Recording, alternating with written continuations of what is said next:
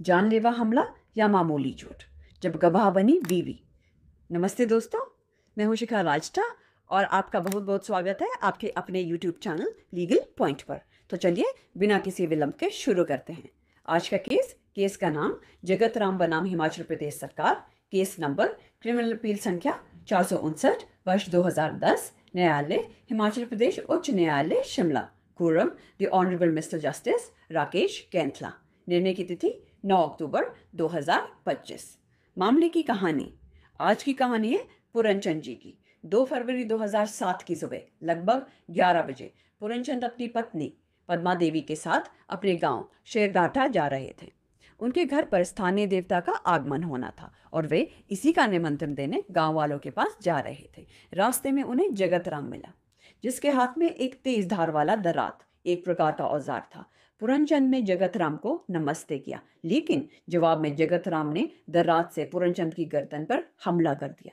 पूरनचंद ने खुद को बचाने की कोशिश की, जिसमें दरात का वार उनकी गर्दन के बजाय उनके दाहिने कंधे पर जा लगा और उन्हें गहरी चोट आई। पूरनचंद मदद के लिए चिल्लाए। उनकी आवाज सुनकर जगत राम वहां से भाग गया, लेकिन भागते भागते उसने पूरनचंद को जान से मारने की धमकी भी दी। इस पूरी घटना को कमला देवी और गुड्डी देवी नाम की 2 और महिलाओं ने भी देखा। घायल पूरनचंद को अस्पताल में ले जाया गया और पुलिस को सूचना दी गई। पुलिस ने मामला दर्ज किया और जांच शुरू कर दी। जांच में पुलिस को मौके पर खून से सनी मिट्टी मिली। घायल के कपड़ों पर कच के निशान थे और बाद में आरोपी जगत राम ने पुलिस के सामने पदरात भी पेश कर दिया, जिससे हमला किया गया था। ट्रायल कोर्ट ने जगत राम को दोषी पाया और उसे 2 साल की सजा सुनाई। जगत राम ने इस फैसले को हाई कोर्ट में चुनौती दी। उसका कहना था कि गवाहों, खासकर पूरनचंद की पत्नी पद्मा देवी और दूसरी गवाह कमला देवी के बयानों में विरोधाभास है और उस पर यकीन नहीं किया जा सकता। दोस्तों, अब मैं आपसे कुछ सवाल पूछना चाहती हूँ। आपके लिए सवाल, क्या एक घायल व्यक्ति का बयान बिना किसी और सबूत के किसी को दोषी ठहराने के लिए काफी है? क्या पत्नी होने के नाते पद्मा देवी के बयान को इंटरेस्टेड विटनेस मानकर खारिज कर देना चाहिए? अगर एक गवाह कमला देवी दूसरी गवाह पद्मा देवी की मौजूदगी से इनकार करे तो कोर्ट को क्या करना चाहिए?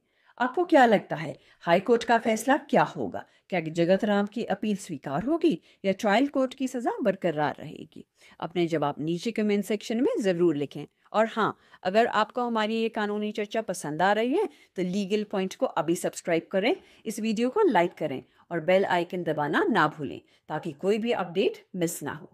Now legal points involved in this case. घायल गवाह की गवाही का महत्व, importance of N injured witness testimony. Supreme court ने कई मामलों में यह स्थापित किया है कि एक घायल गवाह की गवाही को बहुत महत्वपूर्ण माना जाता है।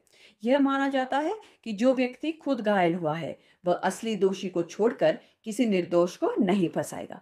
रिलेटेड बनाम interested witness, related versus interested witness. कानून यह मानता है कि हर रिश्तेदार गवाह इंटरेस्टेड नहीं होता। इंटरेस्टेड गवाह वो होता है जिसका केस से के परिणाम से कोई निजी फायदा जुड़ा हो।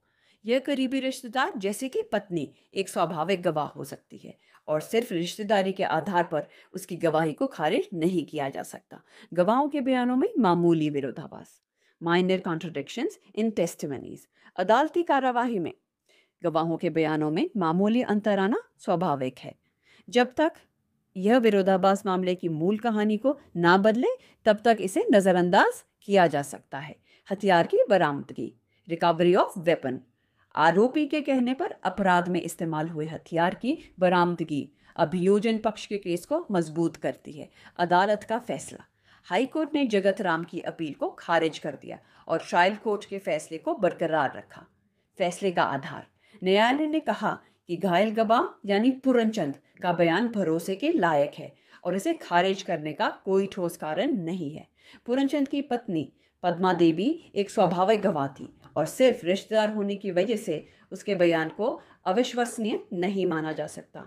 मेडिकल रिपोर्ट, कपड़ों पर कट के निशान और आरोपी द्वारा दरात की बरामदगी, सभी बातें पूरनचंद के बयान का समर्थन कर रही थी।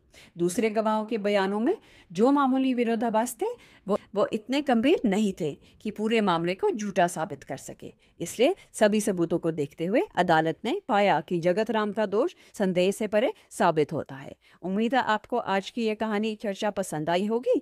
लीगल पॉइंट को लाइक, शेयर और सब्सक्राइब करने के लिए धन्यवाद। जल्द मिलेंगे एक नए मामले के साथ। नमस्कार।